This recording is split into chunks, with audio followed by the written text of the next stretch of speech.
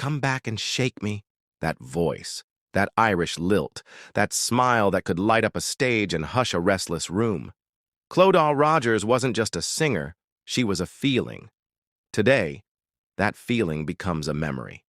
And that voice, now forever, silent, echoes through every heart she once touched.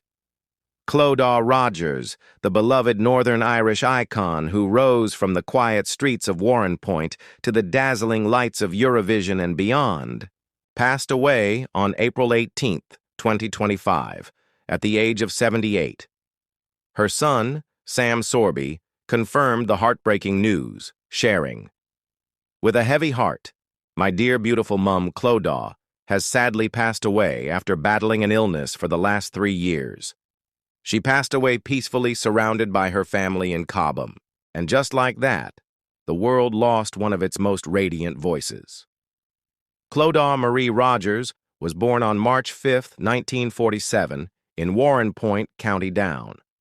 Her father, Lewis Rodgers, ran a local dance hall and unknowingly planted the first seeds of rhythm in his daughter's soul. By the age of 13, Clodagh was already performing locally, her voice a blend of sweetness and strength.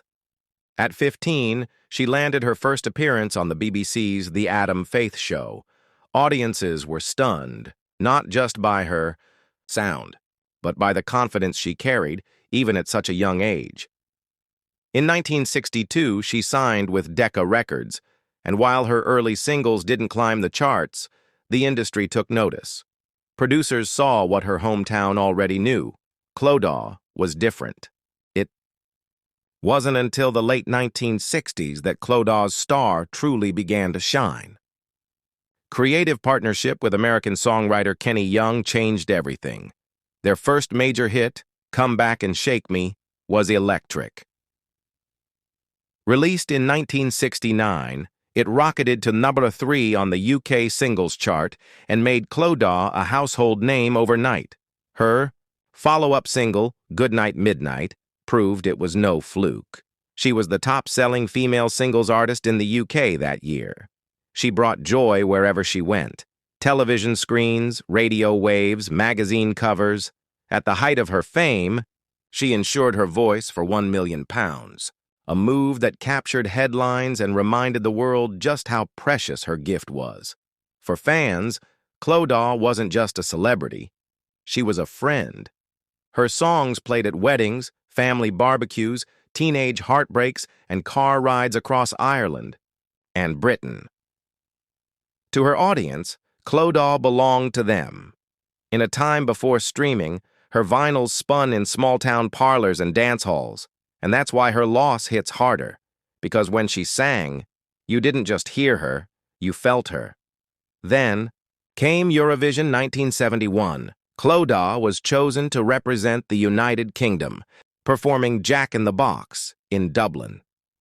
The moment was historic, but it wasn't without controversy, because Clodagh, a Northern Irish Catholic woman, stood under the UK flag during the height of the Troubles.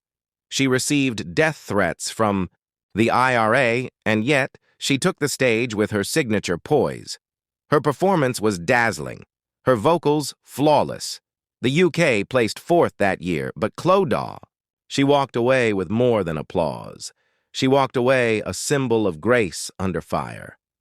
That moment wasn't just about music, it was about courage. As the 1970s progressed, Clodagh proved she was more than a chart topper. She became a regular on British television, appearing in sketches on the Morecambe and Wise Show, The Two Ronnies, and The Basil Brush Show. Audiences adored her playful charm and comedic timing, something very few pop stars could pull off. She later took her talents to the West End, starring in hit musicals like Pump Boys and Dinettes and Blood Brothers. Her presence on stage was magnetic, drawing standing ovations night after night. Behind the spotlight, Clodagh lived a life marked by deep love and heartbreaking loss. In 1968, she married her manager, John Morris. They had a son together, Matthew, but the marriage ended in divorce in 1979. Later, she found love again with Ian Sorby, a guitarist who shared her passion for music. Together, they welcomed another son, Sam. But tragedy struck again in 1995 when Ian passed away from cancer. Clodagh once again stood strong, not just for herself, but for her sons. Despite personal sorrow, she never let grief extinguish her light. She kept singing, kept showing up, kept being Clodagh. By the 2000s, Clodagh had gently stepped away from the public eye. She settled in Cobham, Surrey, and chose a quieter life filled with family, friends, and reflection. In 2012, she released her final album, Come Back and Shake Me, The Kenny Young Years, a nostalgic return to the music that made her famous.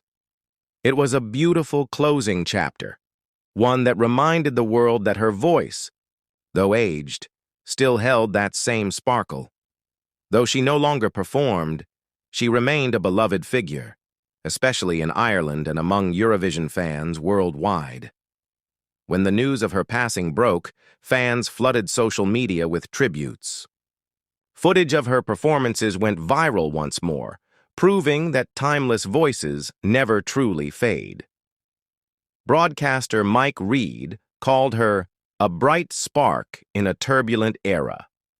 Music historian Paul Gambaccini said she was one of the few stars who could go from the pop charts to stage to TV comedy and do it all with elegance. Even Eurovision's official page posted a tribute. Clodagh Rodgers was more than a contestant. She was an icon.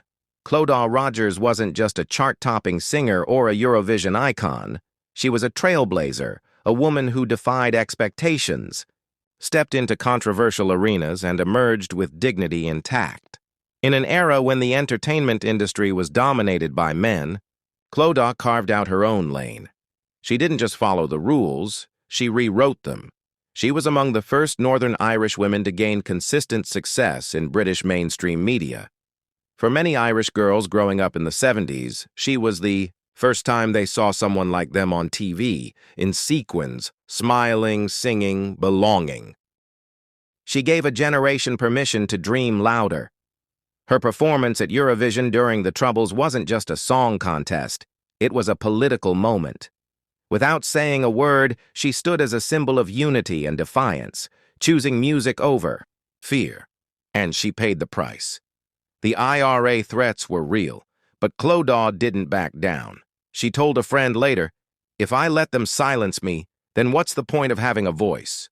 That quote has lived on in political art, documentaries, and tribute pages across Ireland.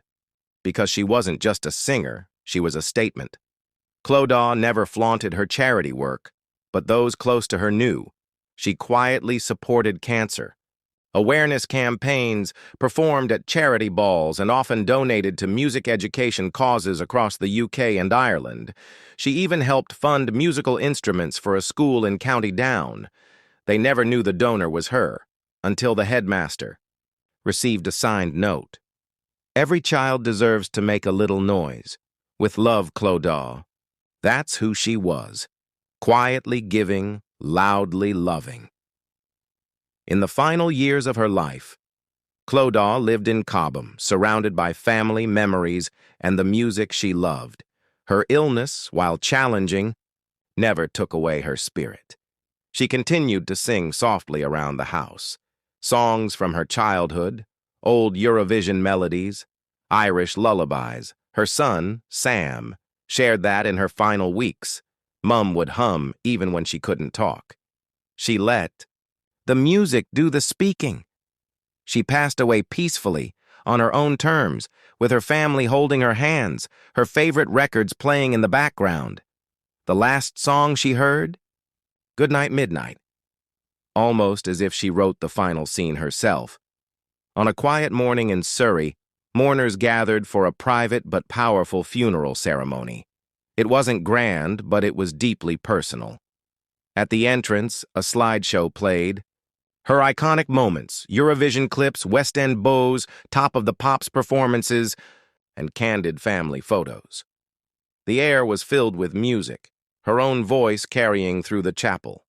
Each guest was handed a white rose and a lyric sheet that read, "Come back and shake me. One last time." Her sons, Matthew and Sam, gave moving tributes. Sam's voice cracked as he said, "Mum wasn't just a legend to the world. She was our world." Then, in the most touching moment of the ceremony, a young girl from County Down, now a music student, performed Jack in the Box acoustically. Just vocals and piano. Every eye was wet. Every heart was full. After the service, as white doves were released and soft Irish harp music played, a voice recording played quietly through the speakers. Clodagh's voice. It was from a 1988 interview. She said, "I've had a beautiful life. If I can make someone smile, tap their foot, or remember something sweet, then I've done what I came here to do." And with that, her casket was carried out, under soft spotlight, through silent applause. Not just a goodbye, a curtain call. We remember Clodagh Rodgers not just for her music, her beauty, or her fame.